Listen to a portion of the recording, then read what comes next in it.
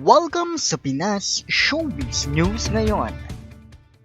Para sa video natin ngayong araw, meron na naman po tayong fresh at nagbabagang updates patungkol kay Maine Mendoza at kay Alden Richards. Kung tunay mong mahal si Maine Mendoza at Alden Richards sa tingin ka lang nakadalaw, di naman kaya ay naligaw sa channel na ito, please po, i-click mo na yung subscribe and bell buttons para lagi kang updated sa mga kaganapan kina Maine at kay Alden. Ang pag-uusapan po natin ngayon ng araw ay ang pambabatikos po na kinakaharap ngayon ni Maine Mendoza, kung saan sinasabihan nga po siyang walang pakisama at sinasabihan din po siya na akala mo busy kahit hindi naman talaga busy. Ito ay may kinalaman dahil po doon sa pang-iitsapuera ng isang Maine Mendoza sa kasalang Sanjo Marudo at Ria Ataide. Ito kasi kanilang ginagawang batayan. At sinasabi po nila bakit daw po si Maine Mendoza ay hindi raw po nakapunta, hindi man lang daw naka-attend. Kaya ngayon, ang social media manager ni Maine Mendoza ang nagbabawi, ang talagang bumabawi ng pansin. Okay, lahat po yung pag-uusapan natin. Siyempre, hindi rin naman po mawawala sa ating mga dapat pag-usapan ang pinalalabas po nila, yung picture na yan. Pinalalabas nila na kasalan daw po yan. Sa totoo lang, wala naman ako nakikitang rason para gawan po nila ito ng storya na para daw po ito sa kasalan. Sabi ko naman sa inyo, di ba? To see is to believe. Nakikita ko natin yan, Sinasabi na lang si Maine Mendoza yan, pero I doubt. Okay. At hindi ho yan para sa kasalang reception, At pagdating naman po kay Alden Richards, syempre, hindi mo mawala ang ating mga latest na kaganapan, pagdating kay Alden Richards. Sasabi ko naman sa inyo, basta't may kinalaman kay Maine at kay Alden, araw-araw ko po kayong bubulabugin. Okay, pag-usapan naman natin mga bagay na yan. At bago nga tayo patuloy pa, at bago tayo magbasa ng iba't ibang mga komento, maraming salamat po sa mga nanonood, sumusuporta sa kanilang mga gawain, Siyempre, Maine at Alden yan, kahit anong gawain pa yan, diba? At narito nga ang mga naging komento ng ating mga video na itong nakaraan lamang po, Unahin po natin sa ating pag-uusapan na komento mula naman po kay Miss Gina. Mula po kay Miss Gina Torrico. Sabi niya rito, Mr. Pinas, count the fandom to protect Aldam. Si Maine man o hindi ang nag-react sa blind item, di importante yon. Yes, binata na si Baste at alam din niya kung ano ang katotohanan sa dalawa. About Alden's reaction sa reporter na yan, natural lang pag ang babae na malapit sa iyong puso ang binabatikos ng di tama. Ang importante, handa niyang protektahan ito sa mga taong mapanghusga. Mr. Pinas, we will pray for the safety of your Lola Grania. Thank you so much po, Thank you so much po. At dagdag naman po ni Miss Vita Doria. Sabi niya rito, sana paalisin na ni Richard si Maine sa Itbulaga. Siya na lang ang nagmamanage ng career ni Maine under Myriad, tama yung Myriad po niya na company. Sana nga po magdilang anghel po kayo dahil sa totoo lang naman talaga, 'di ba? Tama yung sinabi ni Miss Gina Torrico na natural lang pag may babae na malapit sa yung puso ang binabatikos, na ganun po yung magiging reaction mo. 'Di ba? Immediately. Sabi ko naman sa inyo. At narito naman po ang susunod na komento. Ito naman po yung mula kay Miss Mia de la Cruz. Sabi niya rito, totoo naman, wala naman talagang alam sa politika pero bigla na lang tumatakbo tapos ayun na. Anong ginagawa? Labas na lamang ng bansa, lakwatsa here, lakwatsa there. Sa attend na lang ng concert na dapat sa mga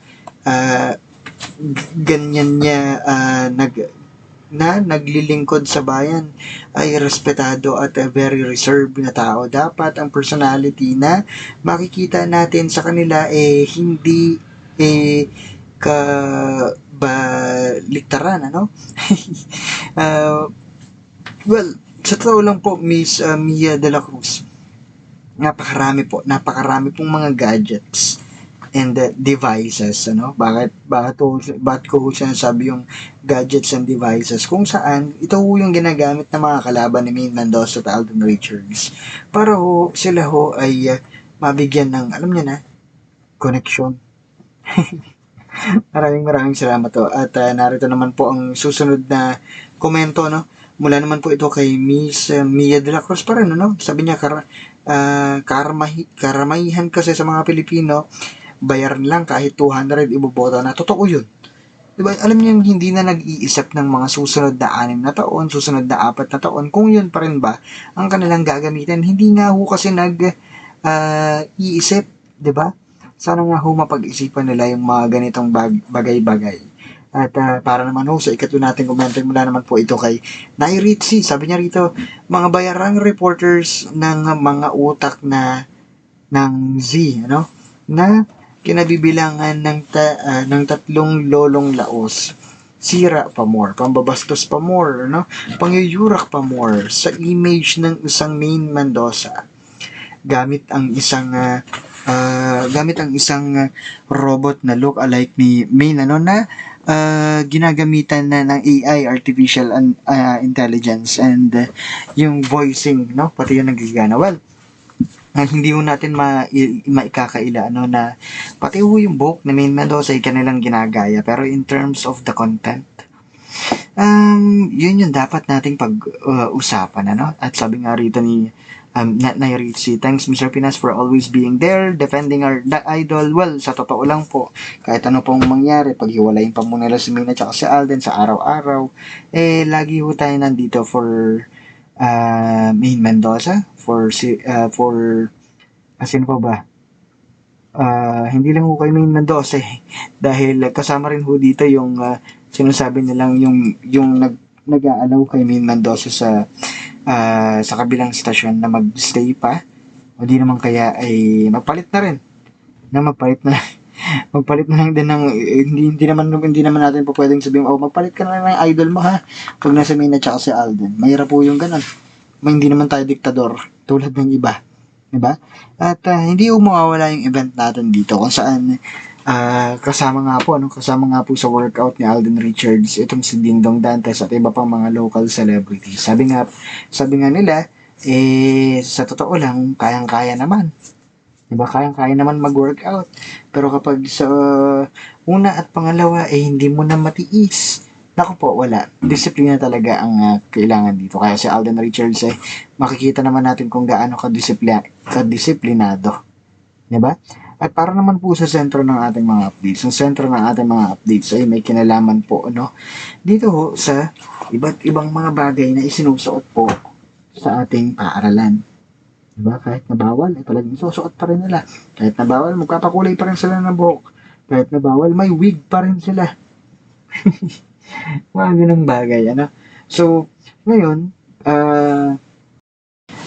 ito pa nga po ang nangyari, ano. Kanila nga pong sinabihan pa ulit-ulit ang isang Maine Mendoza na, Maine, umattend ka, may malaging importante mangyayari.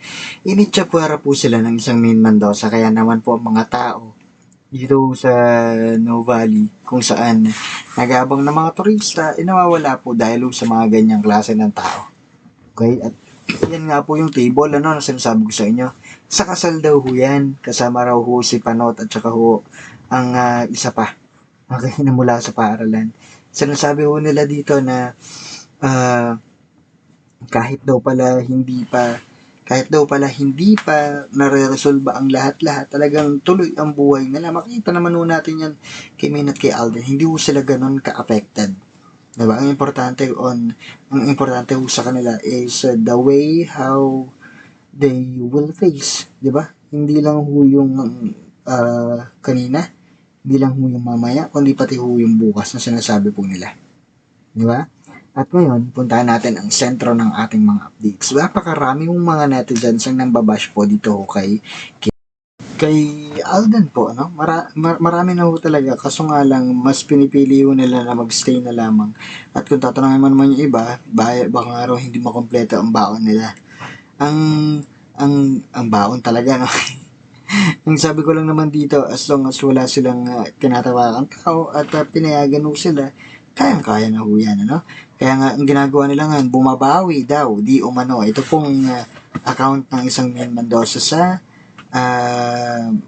lugar kung nasaan tayo, no? Pero at least ngayon, maranasan nila na hindi lang tayo nagdadahilan. Diba? Kaya nga, gawin na ho nila lahat. Basta tayo nandito lamang, hindi tayo lalabas kung saan man gustuhin nila. Kasi doon sila aatake for us. Okay? Muli ito po ang Pinas Showbiz News ngayon.